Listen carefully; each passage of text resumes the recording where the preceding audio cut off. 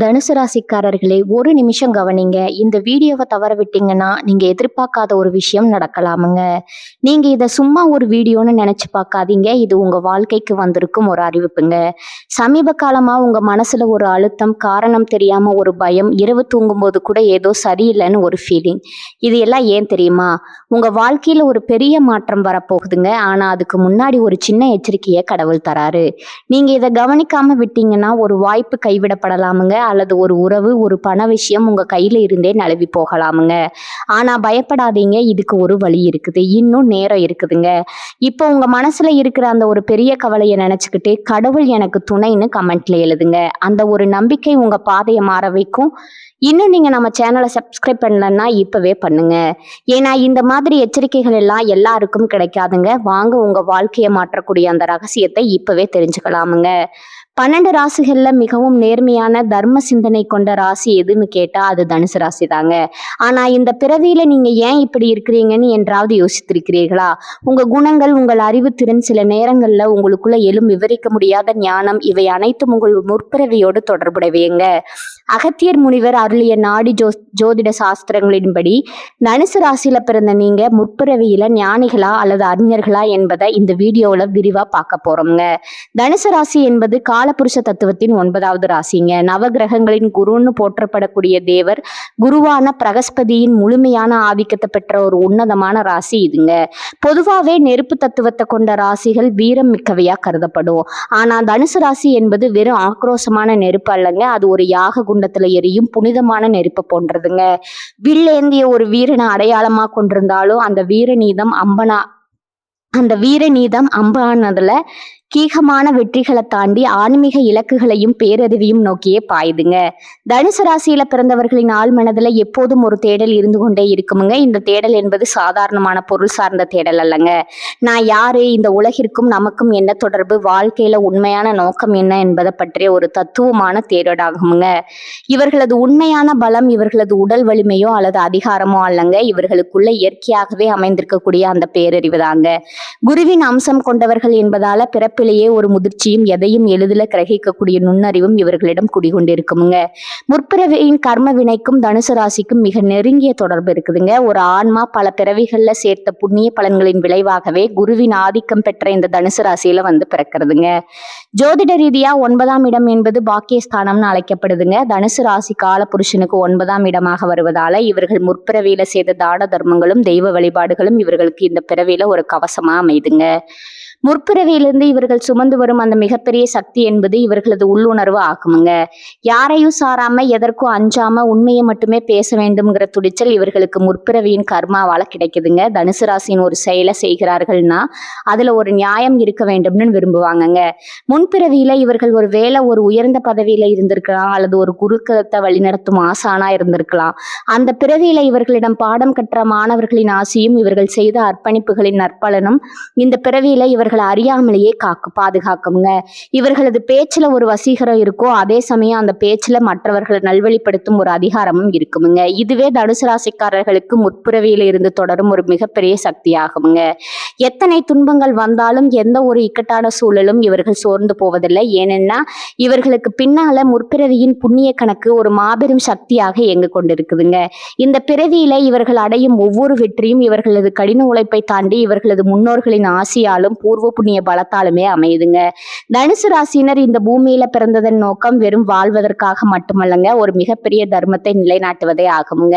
குருவின் அருளால இவர்கள் அடையும் ஞானம் இவர்களை சுற்றியுள்ள இருளை அகற்றி மற்றவர்களுக்கும் ஒரு வழிகாட்டியா மாற்றுதுங்க.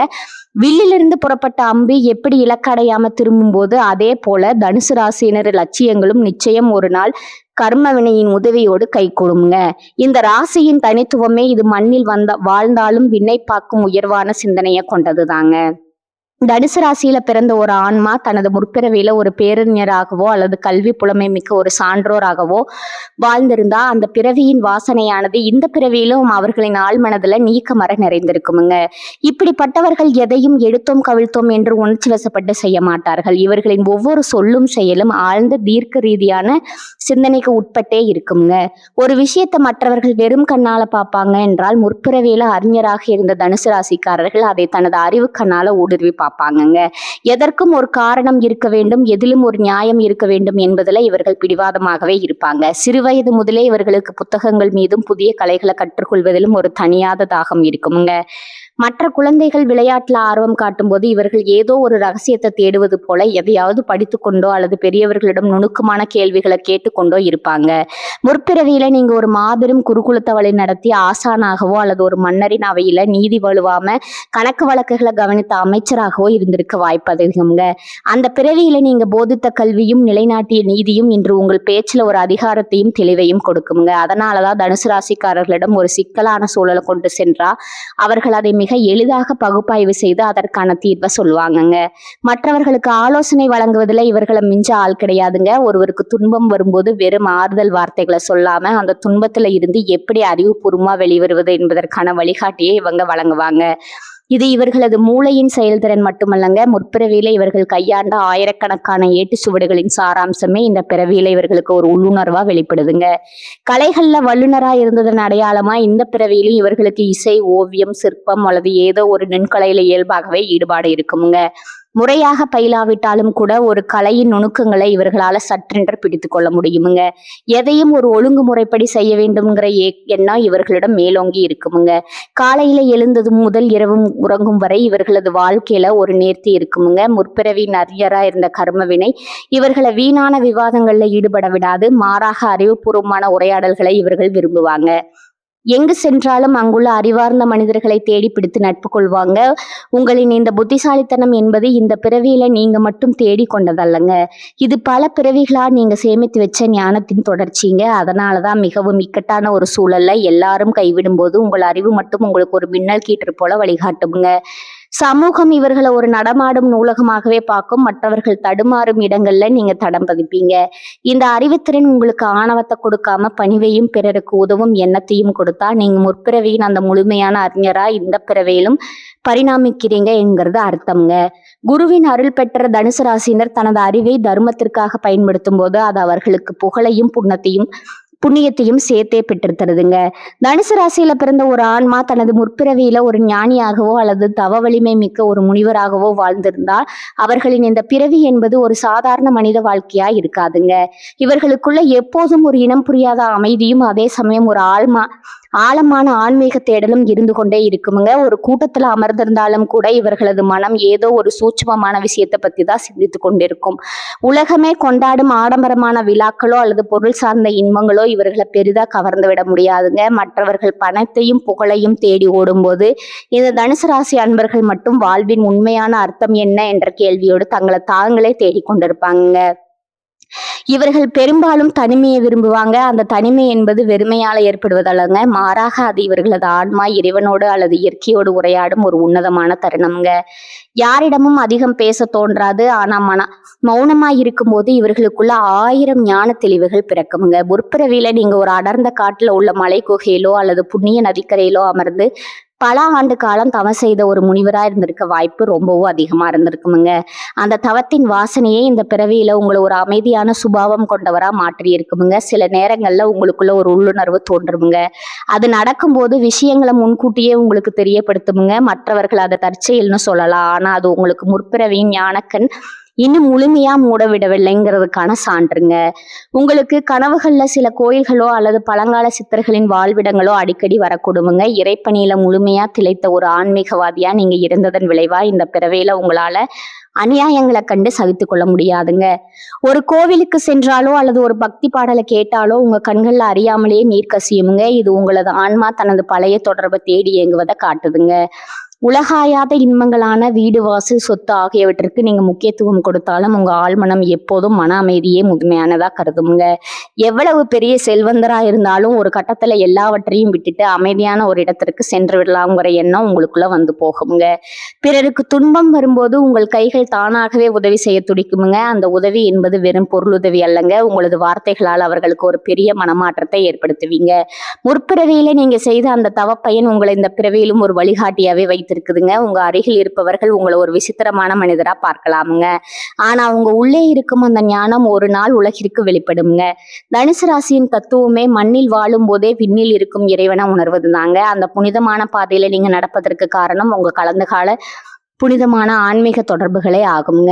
இந்த பிறவி என்பது உங்கள் ஆன்மா அடைந்த அந்த ஞானத்தை முழுமைப்படுத்துவதற்கான ஒரு அற்புதமான வாய்ப்பாகுங்க. அகத்திய மாமுனிவர் தனது ஞான கண்ணால கண்டறிந்த பேரிண்டத்தின் ரகசியங்கள்ல ஒன்றுதான் இந்த தனுசு ராசியின் கர்ம வினை தொடர்புங்க. தனுசு ராசியில பிறந்த ஒரு ஆன்மா இந்த பூமியில எடுக்கும் ஒவ்வொரு முடிவும், அவர்கள் சந்திக்கும் ஒவ்வொரு இக்கட்டான சூழலும் தற்செயலானது அல்லங்க. அது அவர்களின் கடந்த கால தவ பயனின் நேரடி விளைவாகுங்க. அகத்தியர் பெருமான் தனது நாடி சுவடுகள்ல குறிப்பிடுவது என்னன்னா, ஒரு ஆன்மா பல கோடி பிறவுகள்ல செய்த புண்ணியத்தின் சாரமே தனுசு ராசியில பிறப்பதற்கான தகுதியை வழங்குதுங்க. நீங்க இந்த பிறவியில ஒரு மாபெரும் அறிஞரா திகழ்ந்தாலும் சரி, அல்லது உலகப்பற்ற துறந்த ஒரு ஞானியா வாழ்ந்தாலும் சரி, உங்கள் இருவருக்கும் பொதுவான ஒரு உன்னத கடமை இருக்குதுங்க. அதுதான் தர்மம் காப்பது. தனுசு ராசியினர் வெறும் வார்த்தைகளால தர்மத்தை பேசுபவர்கள் அல்லங்க, அதை தன் வாழ்நாள் முழுவதும் செயல்ல காட்ட வேண்டிய கட்டாயத்துல இருப்பவங்க. நீங்க செய்யும் ஒவ்வொரு சிறு உதவியும், ஒரு பசித்தவனுக்கு இடும் உணவும், ஒரு அறியாமையில் இருப்பவனுக்கு காட்டும் நல்வழியும் உங்களை முற்பிறவி கர்மவினைகளை சுட்டரிக்கும் புனித தீயா மாறுங்க. அகத்தியர் அருளிய ரகசியத்தின்படி தனுசு ராசியினர் இந்த பிறவியில சந்திக்கும் சோதனைகள் அனைத்தும் அவர்களின் கர்மாவை துடைப்பதற்காகவே வருதுங்க. அந்த சோதனைகளை கண்டு நீங்க அஞ்ச தேவையில்லைங்க. ஏன்னா உங்களுக்கு பின்னால முற்பிறவியின் தவ வலிமை ஒரு மாபெரும் சக்தியா இயங்கிக் கொண்டு இருக்குதுங்க. நீங்க பிறருக்கு செய்யும் உதவியானது உங்களை அடுத்த உன்னத நிலைக்கு, அதாவது பிறவி பெருங்கடல இருந்து விடுபடும் நிலைக்கு இட்டு செல்லுங்க.